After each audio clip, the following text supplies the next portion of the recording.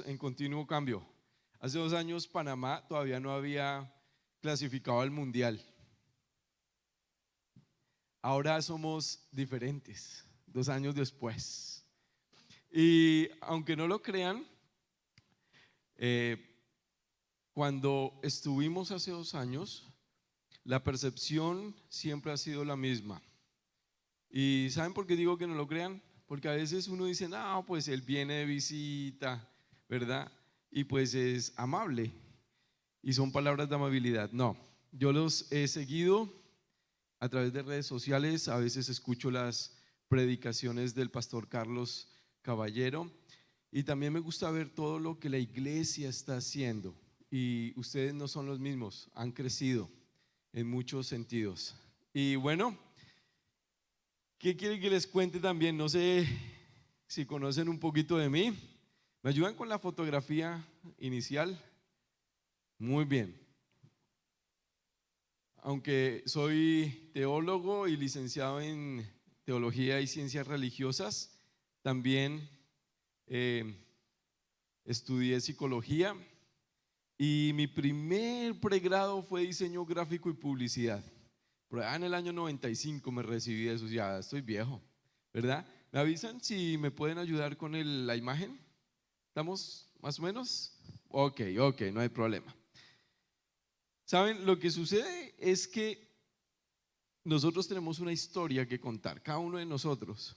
Y aunque es un privilegio estar acá al frente, a veces simplemente podemos ser personas que pasan por delante y dejan un mensaje, ojalá un buen mensaje, pero como que vuelven y desaparecen. Y de eso vamos a estar hablando esta noche, de qué es lo que quiere Dios como unidad, ¿verdad? Y por eso es que me gusta presentarme. Soy 2 años mayor que hace 2 años, así que tengo 47. Nuestra hija ya tiene 10 años, Valeria. Mi esposa no le voy a decir la edad.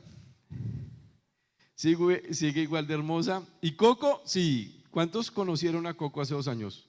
¿No? ¿Sí lo recuerdan? Muy bien, ¿me ayudan con la foto para recordar a Coco? Coco, no ha cambiado. Yo sí me corté un poco la barba. Claro. Y pues la verdad es que yo me quería parecer a este jugador. ¿Me ayudan con la siguiente? Mírenme bien, algunos dicen, no, ese tipo no se parece en nada. En realidad se parece a este otro. Es verdad. Ahí vamos, ¿verdad? Son nuestras historias. Cada uno tenemos nuestras historias. Y lo que hacemos simplemente es un reflejo de lo que somos. Pero lo que hacemos no necesariamente define lo que somos. A ver, me explico. Con frecuencia nosotros hablamos de lo que hacemos y decimos lo que somos. ¿Sí? Que tenga uno u otro pregrado realmente no es lo importante. Para mí lo importante sería un día que nuestra hija le contara a sus hijos que tuvo un papá que se pareció a Jesús, que fue el hombre más parecido a Jesús para ella. Y eso es diferente. Muy bien, para este congreso me han invitado esta noche a que estemos hablando de unidad. Y entonces quiero animarlos. Vamos a estar viendo algunos textos, pero cuando hablamos de unidad me gusta verlo así como el título: común unidad. Común unidad. ¿Han escuchado hablar de comunidad de fe? ¿Sí? Es otra forma para definir nuestras iglesias, la común unidad de fe. Y de eso vamos a estar hablando esta noche, de unidad. Ahora, al hablar de una unidad, de una comunidad, pues nosotros tenemos con frecuencia tenemos la idea de que para hablar de unidad significa unificar, volver uno solo. ¿Sí? Y por este tiempo se nos ha vuelto un problema. ¿Me ayudan con la siguiente? Estas dos palabras, diversidad y tolerancia. Se nos ha vuelto un problema, porque inclusive hay algunos movimientos que creen que se han adueñado del término diversidad y de ser tolerantes, ¿cierto? Y no sé de ustedes, acá en Panamá estuve revisando un poco y no son muy diferentes a lo que estamos viviendo en Colombia, pero sucede algo, y es que precisamente cuando hablamos de diversidad, nosotros nos imaginamos un movimiento como el LGBTI. ¿Saben todos qué es este movimiento? Que habla de que como somos diversos, necesitamos tolerarlos. Entonces, esto es solo un ejemplo. Para nosotros diversidad y tolerancia, para la iglesia hoy en día, son dos palabras que se nos han vuelto un problema. ¿Y qué es lo que sucede? Estamos viendo un momento puntual. Los sociólogos los han definido como la poscristiandad o la posmodernidad. ¿Algunos de ustedes ya habían escuchado estos términos? Poscristiandad, o sea, después del cristianismo. Fuerte, ¿no? Estamos viviendo la poscristiandad. Y claro, cuando nosotros decimos esto en las iglesias, también es un dolor de cabeza. ¿Cómo así que ya pasó la época del cristianismo? Estamos viviendo una época después de la cristianización. Los sociólogos han definido esta actual era, la era actual, como una era donde el cristianismo no es la única fe o el único conjunto de creencias que la gente debe seguir. Es decir, si tú me preguntas esto hace 100 años, es decir, nos vamos a 1920 y aún hace 100 años se buscaba unificar el conjunto de creencias religiosas o espirituales en una sola nación. Entonces se hablaba de que Colombia era una nación católica y se definía así, que Estados Unidos era un país protestante y se definía así, que España era un país católico, que algunos países de Asia, en especial, por ejemplo, a ver, te digo yo, estaba pensando en países de África donde son musulmanes. Entonces, trataban de unificar a todo un país o a toda una cultura en una sola fe. Y entonces los sociólogos dijeron, hemos ido cambiando tanto que no es justo de que se hable de esa forma. Estamos viviendo una época después de la cristianización. Estamos viviendo el postcristianismo. ¿Listo? Segundo, el otro término es posmodernidad. Entonces diríamos que es después de la modernidad. Después de la modernidad. ¿Y qué es el posmodernismo? Pues el conjunto de factores y de elementos que diferencian la actual era. Y por consiguiente la gente que vive en la actual era. No es lo mismo lo que vivimos nosotros, los mayores de 40 años, a lo que están viviendo los menores de 10 años. ¿Sí? Por ejemplo, yo conocí la televisión a blanco y negro. ¿Sí? Aquí hay un grupo de adolescentes haciendo esto. ¿En serio? No pueden imaginar cómo era posible un televisor en escala de grises. Los niños de 10 años no saben lo que es un teléfono con disco. Es más, No pueden imaginar que el teléfono tenga un cable y que esté pegado a la pared. No pueden creerlo. Que para poder hacer una llamada uno tenía que estar limitado a la casa. ¿Notan cómo han cambiado elementos dentro de la cultura? Ahora, claro, enfoco en lo que es el ejemplo más fácil para entender los cambios, y es la tecnología. Pero lo mismo sucede en otras áreas de la cultura. ¿Y por qué tengo que hacer esta introducción para hablar de unidad? Porque diversidad y tolerancia, si bien son un problema actualmente, no es actual. Lo que pasa es que estos movimientos libertarios quisieron adueñarse de los términos. Pero si ustedes van a Génesis capítulo 1, van a ver cómo Dios describe a detalle su creación diversa. La creación de Dios es diversa. Dios le dio gusto, se complajo hacer diversidad. ¿No te parece particular el hecho de que Dios haya hecho diferentes zonas en el mundo para que hayan diferentes climas, pero que esas zonas tuvieran diferente flora y fauna? Dios hizo muy diferente. Tú ves una cebra y realmente es un animal particular.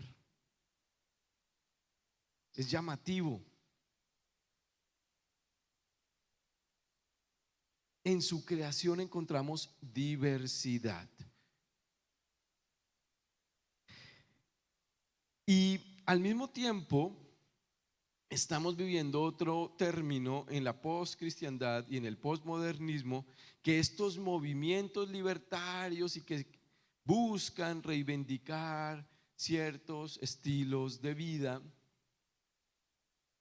también quiere acoger y aprovechar el término para decir esto es solo nuestro, como tolerancia.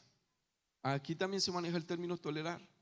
Y entonces hay una estrellada, la gente discute y se pueden pelear, y entonces sale el policía de tránsito para decir es que este señor golpeó al otro por intolerante.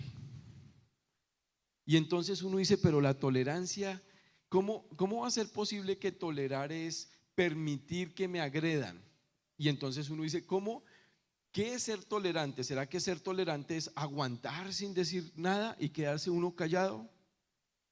¿Notan cómo estos dos términos son particularmente un dolor de cabeza para nosotros como iglesia? Y ya les voy a ir desarrollando el porqué. Pero para poder desarrollar el porqué y qué tiene que ver esto con unidad, en un congreso que queremos empoderar a las nuevas generaciones, es necesario revisar precisamente de dónde viene el dolor de cabeza. ¿Sí? Yo recuerdo cuando estuve enfermo y tuve una trombosis en mi pierna y se rompieron los vasos de la piel, y al romperse los vasos el médico me decía, no, eso es una vasculitis. Y uno decía, ¿una vasculitis? ¿Qué será eso?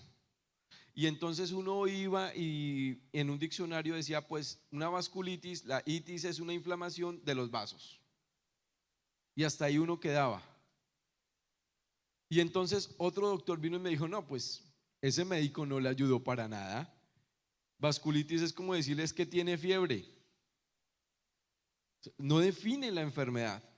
A usted hay que hacerle un estudio para determinar por qué tiene vasculitis, por qué se le inflaman los vasos y se le rompen, por qué te da fiebre. Entonces, la iglesia puede estar muy enfocada en el dolor de cabeza, en los movimientos anti-LGBTI, en pilas con esto de la diversidad, pilas con la agenda. Y esto de tolerancia me suena súper raro, y eso es enfocar en el dolor de cabeza. Por eso es que esta noche vamos a estar revisando de dónde viene la crisis y el problema. ¿Listo? ¿Me ayudan con el siguiente slide, por favor? Vamos a dejarlo ahí. Entonces, hablamos de que Dios hizo una creación perfecta y diversa. ¿Hasta ahí?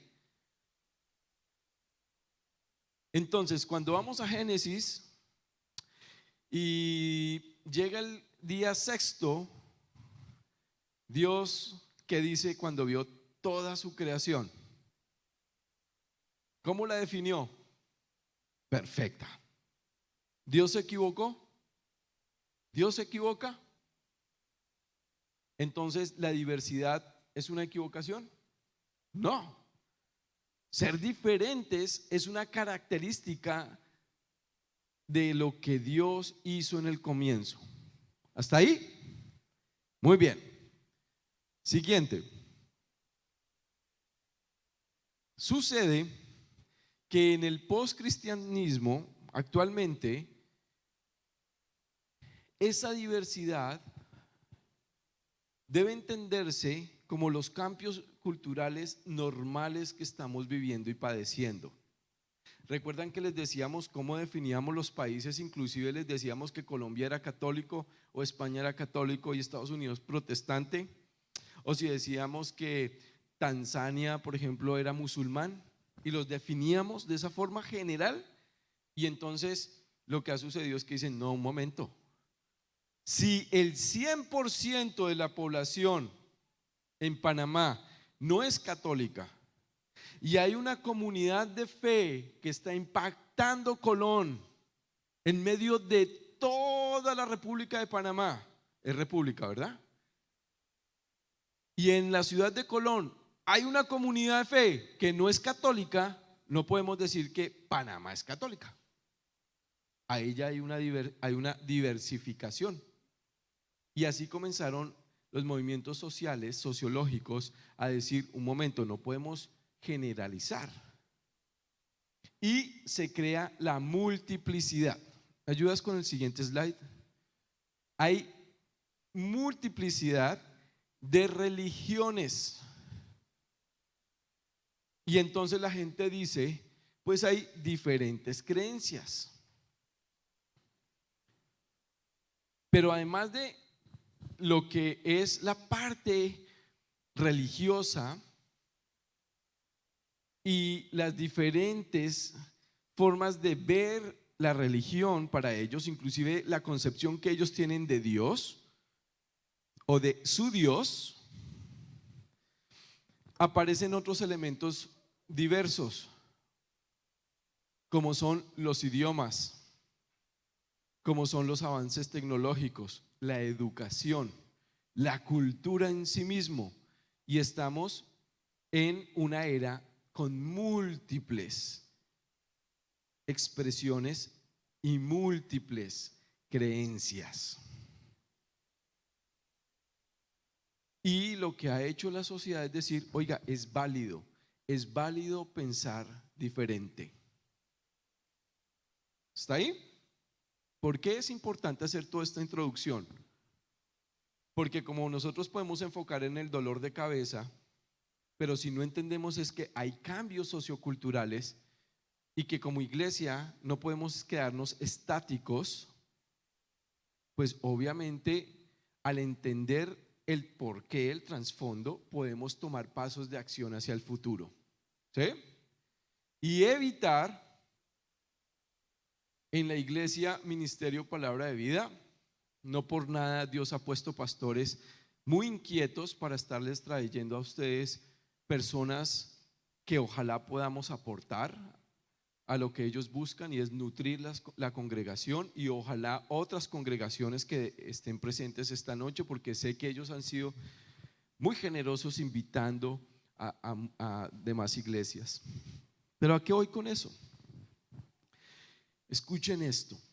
La iglesia durante décadas, y por no decir siglos, la iglesia, cuando hablo de iglesia, ahí sí hablo en general, la iglesia cristiana, los seguidores en Jesús, los que hemos confesado a Jesús como Señor y Salvador, tenemos una tendencia frente a los cambios porque como nos dan miedo los cambios y la diversidad, entonces somos reactivos. Nosotros reaccionamos frente a los cambios. Ojalá que después de este congreso podamos ser proactivos. ¿Sí? No reactivos, sino proactivos. Voy a poner este ejemplo. En 1874 comienzan los radios. ¿Conocen los radios? Todavía, ¿cómo le explico yo a uno bien pequeño que los radios existían? ¿Sí? Porque ellos creen que esto es todo en la vida. ¿Sí? Aquí escuchan música, sus emisoras. Es más, ya ni escuchan emisoras como nosotros, sino todo es Spotify o un video en YouTube, ¿verdad? Nosotros teníamos radios transistores, ¿verdad? Pero en 1874 comenzaron los radios transistores que eran monstruosamente grandes. Y por allá, a comienzos del siglo XX, la iglesia cristiana en general evangélica y algunos sectores muy controladores dijeron lo siguiente: si Satanás, ojo, el príncipe, la potestad del aire, opera a través del aire, ojo con el radio, porque eso es del diablo. Porque la radio opera por ondas hercianas que viajan por el aire. ¿Me estoy haciendo entender? ¿Saben? Yo conozco al señor Stendhal. Lo conocí para hacer una entrevista para una revista hace más de 10 años. Este señor en Colombia manejaba una avioneta. Él era misionero y manejaba una avioneta. Pero tuvo una idea súper loca. Mandó a hacer un aparatico así de grande, no más grande que esto, verde. Era un radio que se podía recargar con la energía solar. Era una caja más o menos de unos 8 por 8 centímetros, un cubo, con una sola emisora o frecuencia. Y esa sola emisora o frecuencia era una emisora cristiana en alguna parte de la selva, no sé si era en San José de Guaviare, en Colombia, que todo el día leía la Biblia y evangelizaba en esa emisora. Él pasaba en la avioneta en plena época de guerra civil con guerrilleros y paramilitares y mandaba cantidades de radios. ¿Notan? Al principio la iglesia dijo: no, eso es un aparato del diablo. Lo que hizo el hombre fue entender que los avances tecnológicos son una herramienta para ponerlos al servicio de Dios. Eso es ser reactivo, reaccionar. La iglesia reacciona. Lo que necesita la iglesia es llegar a ser proactiva. Antes de que nos asustemos, ir pensando cómo nos adelantamos. ¿Por qué? Porque tenemos la inteligencia y tenemos el Espíritu de Cristo, el mismo que lo levantó entre los muertos, el mismo creador de esa diversidad. Dios mismo nos puede potenciar, empoderar para tener visión hacia el futuro. ¿Me estoy haciendo entender? ¿Qué pasa con la diversidad? Pues que es una realidad. La gente dice: no, yo quiero creer en Dios a mi manera. Sí, también lo dicen en Panamá. En Colombia es muy común. Sí, yo creo en Dios, pero a mi manera. Es que yo mismo tengo una idea de cómo me quiero relacionar con Dios, o yo mismo tengo una concepción de Dios. Es mi Dios hecho a mi imagen y semejanza. En Colombia es muy común eso. La gente dice: no, sí, yo creo en Dios, pero a mi manera. Cada religión es lo mismo. Y ojo lo que voy a decir. Yo estoy de acuerdo con Carlos Marx. Fuerte, ¿cierto? Porque Carlos Marx, un comunista. Carlos Marx dijo: la religión es el opio del pueblo. Y estoy de acuerdo. Porque Dios no creó religiones. La religión es un producto del hombre. La religión se la inventó el hombre para crear a Dios a su manera. Dios creó el medio para relacionarme. Hay una gran diferencia entre religión y relación. Dios quiere una relación personal contigo. Si estás buscando una religión, replantéate cuál es el Dios que crees. Porque lo que tú necesitas es conocer a Dios. Y también Dios creó el medio, un medio infalible que no cambia. Y ese medio es la Biblia. Ese es el medio más seguro. Es un medio que Él creó y es tan preciso lo que Dios hizo con la Biblia que hasta mató el idioma con lo que lo escribió. El hebreo y el griego koiné son lenguas muertas para que no tengan alteración.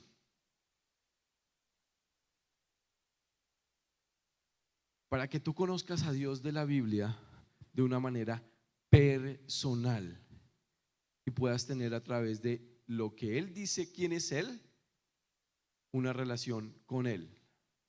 No lo que dices tú o cómo lo imaginas tú, sino como dice Él. Mi esposa no ha podido venir a Colón y yo puedo describirles a mi esposa, pero es muy diferente el día que ella venga, Dios mediante algún día, y algunos de ustedes la conozcan de manera personal. ¿Me estoy haciendo entender? Las escrituras es el medio más fiel para que tú puedas llegar a conocerlo. ¿Listo? ¿Hasta ahí? Entonces, hay diversidad y frente a una realidad que opera hoy en día, y es que estamos frente a la generación más confundida de la historia. ¿Listo? ¿Hasta ahí?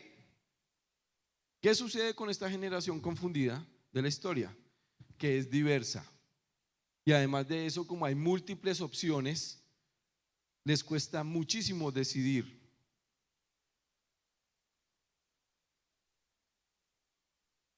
Hagan el ejercicio, lleven 20 adolescentes a una plaza, a un centro comercial, donde hay el espacio para comidas, y pregúnteles a ellos qué vamos a comer. Pongámonos de acuerdo para comer todos una sola cosa. ¿Explico? Es más, te vas a cansar a la media hora y le dices, bueno, entonces cada uno qué quiere comer, y van a seguir igual de confundidos. La generación más confundida de la historia. ¿Por qué? Porque hay múltiples opciones, hay múltiples probabilidades. ¿Me regalan el siguiente? Siguiente, porfis.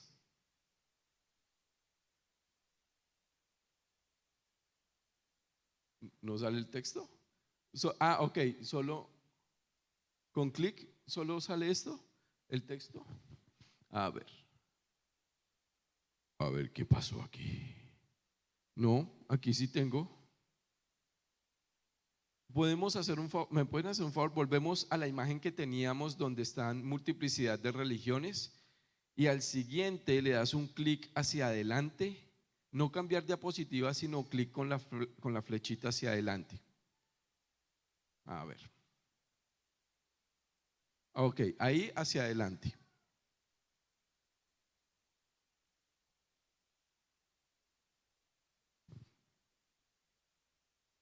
Un clic hacia adelante. ¿Sí? Solo es hacia adelante. Solo uno. ¿Por qué? Si ven que volvió a pasar solo esa, está súper raro. Ahí. Muy bien. Gracias. Saben, yo, yo he tenido la oportunidad de acompañar iglesias y antes, cuando les dije que había estudiado diseño gráfico y publicidad, y si hay algo tensionante en las iglesias y en estos eventos, es para el equipo de audiovisuales. Y ustedes tienen que estar muy agradecidos con Dios por el trabajo que hacen las personas de audiovisuales, Carlos Junior y todo su equipo. Hay gente tan pequeña también trabajando. Y para estos eventos, imagínense la atención, la música, la multiplicidad de factores. Muchas gracias y espero no ponerlos nerviosos, más de lo que ya están. Muy bien, entonces hay opciones múltiples, creencias múltiples y ojo, opiniones múltiples. ¿Y eso está bien o está mal? ¿Dios te dio la capacidad de creer o no? ¿Te dio la capacidad de opinar o no? ¿Te dio múltiples opciones o no? ¿Está mal pensar? No. Al principio, cuando estamos leyendo Génesis y sobre todo cuando estamos conociendo de Dios, una de las grandes preguntas es: ¿por qué Dios pone en toda la perfección de la creación inicial, antes del pecado, por qué Dios pone el árbol de la ciencia del bien y del mal? ¿Por qué? ¿Y por qué le dice a Adán: puedes comer de todo fruto excepto de el árbol del fruto del árbol de la ciencia del bien y del mal? ¿Por qué? Yo tengo varias respuestas, pero la que más me gusta es: porque Dios quiere que tú pienses. Dios quiere que tú razones y Dios quiere que tú lo elijas a Él. Y eso no ha cambiado. Dios quiere que tú, en medio de múltiples opciones, por amor, tú lo escojas a Él. ¿Sí? Y no está mal pensar. Pensar es espiritual, es muy espiritual. En medio de múltiples opciones, pues entonces lo que necesitamos es enseñarle a pensar a la gente. Y ojo, empoderándolos para que tomen decisiones de acuerdo a la voluntad de Dios. No es tenerle miedo a que los pongan o a verte expuesto frente a situaciones difíciles, porque de eso se trata la vida. Siempre vas a tener que tomar decisiones. Lo diferente acá es con base en qué o con base en quién tomas tus decisiones. Me regalan el siguiente. De pronto, igual nos sucede como el anterior. Entonces creo que es un clic. No. Por eso, entonces, hacia adelante y solo un clic hasta que salga el texto. Hay un texto, ahora sí todos dicen: ay, por fin un versículo. No, ¿saben qué es lo bueno de este sistema de pedagogía cuando ustedes hacen un congreso? Que no necesariamente son predicaciones expositivas, sino que también hay formas como las conferencias o las plenarias con las que podemos también aprender. Entonces, en 1 de Pedro 4:10 nos dice que cada uno, según el don que ha recibido, ministrelo a los otros como buenos administradores de ¿qué? La multiforme gracia de Dios. ¿Cuál es la respuesta para estar viviendo en una generación con múltiples opciones, múltiples creencias? La multiforme gracia de Dios. Dios es proactivo, no reactivo. Él planeó la multiforme gracia para afrontar una época de múltiples creencias y múltiples opciones como la actual que estamos viviendo. ¿Cómo hacer frente a la diversidad? Y en lugar de que nos apabullemos por los diferentes movimientos que quieren usar y tener la hegemonía de este término, pues la multiforme gracia de Dios. ¿Qué es multiforme gracia de Dios? Pues ¿qué es gracia? ¿Qué es gracia? ¿Alguien que me ayude? ¿Qué es gracia? Gracia es un favor no merecido. es un regalo que no mereces. ¿Cierto? Son de las palabras más importantes que podemos aprender en todo nuestro cristianismo. De hecho, es la base de nuestra creencia, de nuestra fe. Por consiguiente, multiforme gracia es adaptar la gracia de Dios a cualquier situación. ¿Qué sucede? Siguiente, porfa. Y recuerden que hay texto.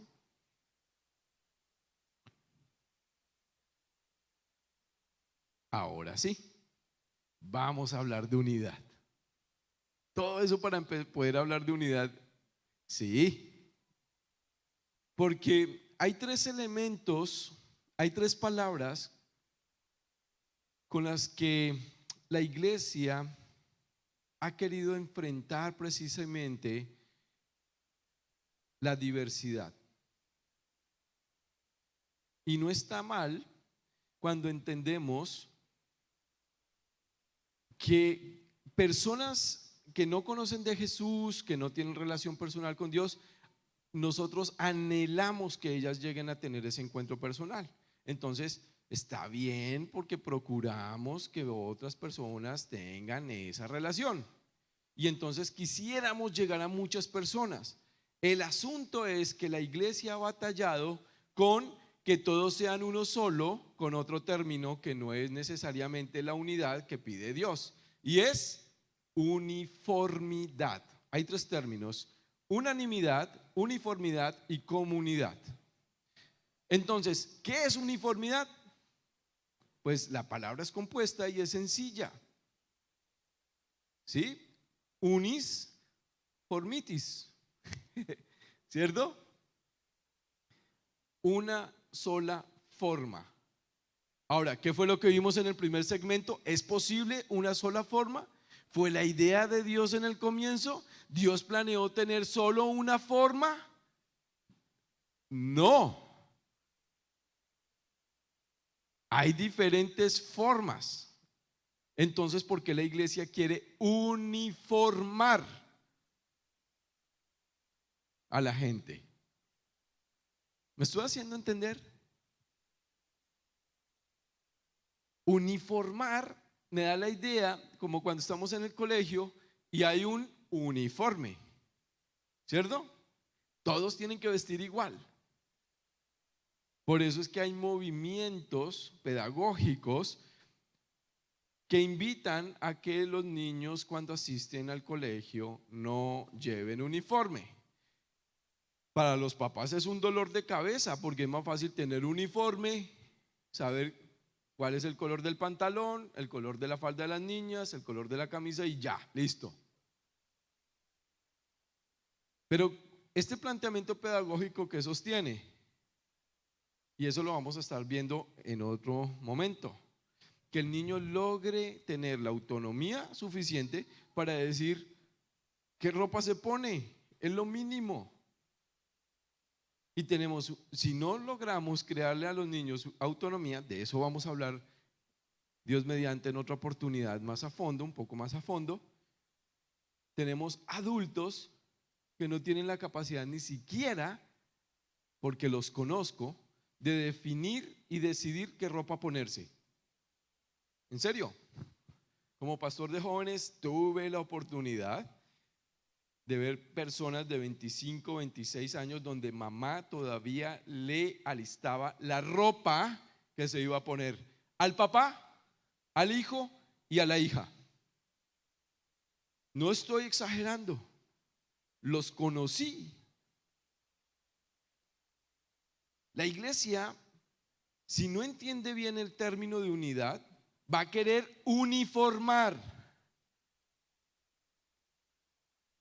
Y al uniformar,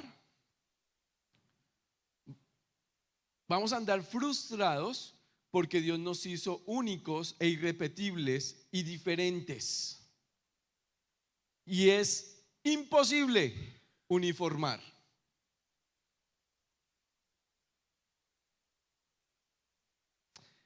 Así que es necesario abordar el siguiente término y es unanimidad. Y ese sí es un término que aparece en las escrituras de una manera más evidente. ¿Recuerdan? Si Dios dice, si tienes que tratar con formas, para eso está la multiforme gracia que yo te di. Adáptate, haz los ajustes. El cambio es natural. El único que no cambia soy yo. Yo soy el mismo ayer, hoy, por los siglos. Pero el resto está en un cambio continuo.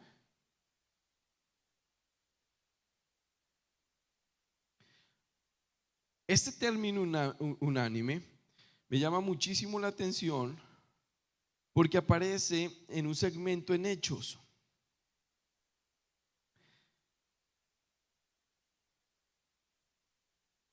Palabras más, palabras menos. Hechos capítulo 1, verso 14, nos habla que todos estos perseveraban unánimes en oración y ruego con las mujeres y con María, la madre de Jesús, y con sus hermanos. Y cuando ustedes hacen el estudio o leen este pasaje, se van a dar cuenta que están hablando del problema que causó Judas cuando se mató. Judas, que era uno de los 12 y fue contado como los 12, pues cuando muere, pues deja un vacío en ese plan que Dios había creado. Y entonces los apóstoles dicen, vengan, nos falta uno, ¿a quién elegimos? Y ellos quisieron en oración unánime. El anamis de unánime habla más de un solo espíritu, no de forma. ¿Recuerdan? No es uniforme, es unánimes. El unamis, anamis, realmente está hablando de alma, un solo corazón, un solo espíritu. No está hablando de forma. Y en un momento donde Pedro es diferente notablemente de Juan o de Felipe, tienen temperamentos diferentes, dice, necesitamos que el Espíritu Santo nos ayude a elegir a uno para ser contado entre los 12. Y ahí hubo unanimidad, no uniformidad. Luego, cuando decidieron, el resultado sí fue uniforme. Todos dijeron, listo, está bien, queremos y aceptamos al próximo apóstol. Ahora, quiero terminar con la siguiente palabra: común unidad.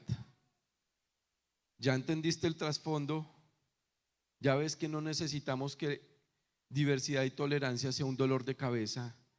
¿Que es posible que haya unanimidad en la diversidad?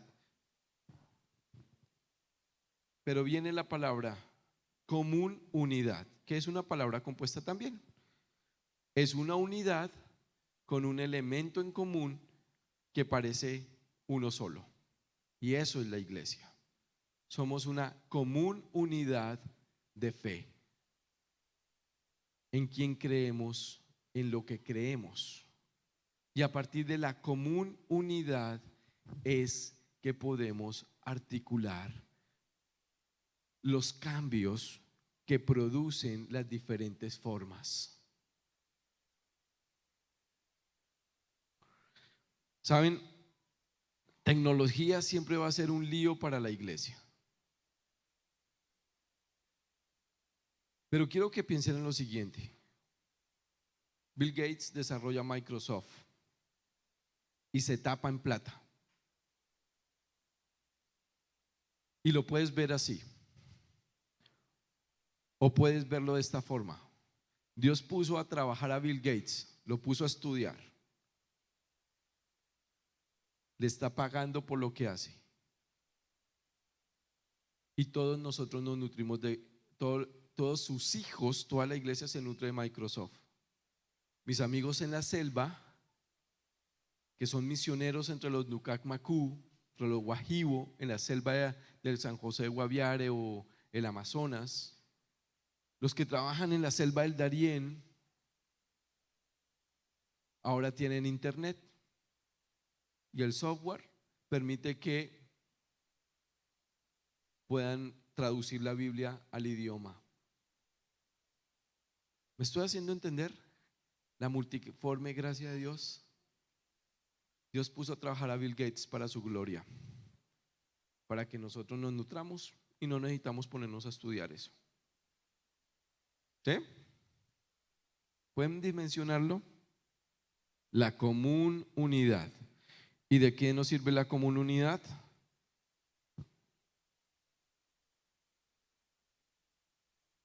Juan capítulo 10, verso 21. Para que todos sean uno, como tú, oh Padre, en mí y yo en ti, que también ellos sean uno en nosotros. Jesús está hablando con el Padre, pero involucra al Espíritu en esta palabra. Cuando ustedes van a la etimología, se van a dar cuenta que él está hablando del plural y no del biural. No está hablando de dos personas, sino un plural. Y él dice, para que todos sean uno, como tú, oh Padre, en mí y yo en ti, que también ellos sean uno en nosotros. ¿El Padre es el Hijo? Una reflexión teológica. ¿Jesús es el mismo Dios, Padre? ¿Es el mismo? ¿El Padre es el mismo Espíritu Santo? ¿O el Padre es diferente, el Hijo es diferente, el Espíritu Santo es diferente y los tres son uno solo, siendo personas diferentes? Por eso Jesús dice, unánimes, no uniformes. Depende de lo que entiendas teológicamente de esta parte. Hay personas que entienden que el Padre se volvió el Hijo y luego el Hijo muere y se vuelve el Espíritu. Lo que yo veo en las Escrituras es que el Padre es una persona, el Hijo es otra persona, coexistente y eterno, inmutable por siempre, y el Espíritu es lo mismo, pero son uno solo. ¿Por qué la iglesia entonces quiere uniformar y volver a todos de la misma forma, cuando ni Dios mismo es así? ¿Por qué queremos que gente se vista igual, piense igual, escuchen lo mismo? ¿Y cuándo acá? Es diferente a que la gente nos perciba como uno solo, por lo siguiente: para que el mundo entero crea que tú me enviaste. Cuando la iglesia trabaja unida, unánime, con un mismo corazón y propósito, el mundo cree en Jesús, porque nos ve como uno solo, siendo diferentes. De ahí el privilegio tan grande de que yo tenga amigos y haga parte mi corazón de una iglesia en Colón, Panamá, que seguro vamos a resucitar y un día vamos a unirnos a una sola voz adorando al Cordero, de diferentes razas, pueblos y naciones. ¿Entendido? Voy a concluir con lo siguiente.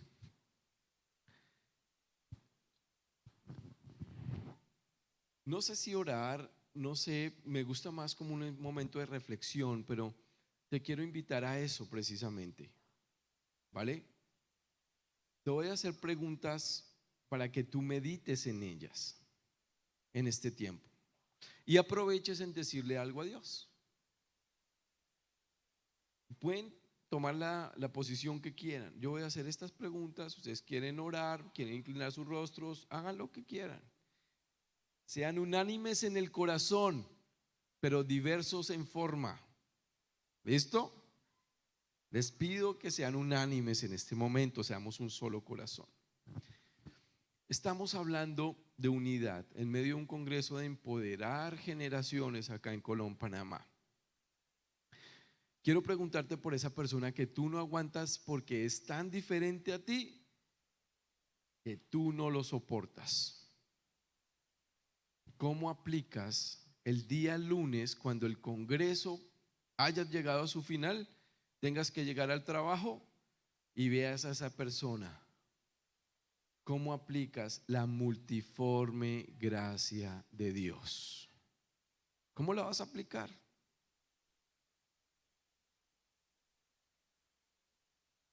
Ve a tu hogar, piensa en tu esposo, señoras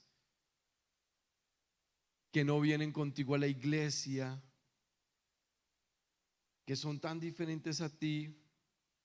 ¿Cómo aplicas la multiforme gracia de Dios? ¿Y qué tal si otras señoras que tienen el mismo problema unánimemente rodean a esa señora para orar por ese esposo calavera? La multiforme gracia de Dios. Quiero que pienses en ese vecino insoportable que escucha música que no te gusta. ¿Cómo vas a aplicar la multiforme gracia de Dios? Y como unánimes, como iglesia, vamos a rodear a ese vecino fastidioso de tal manera que el amor de Cristo lo conmueva, porque lo han aceptado con todo y su reggaetón.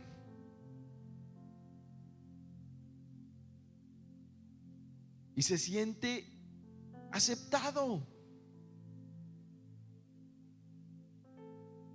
Y dice: me parece que está Jesús entre ellos, porque son unánimes en aceptarme.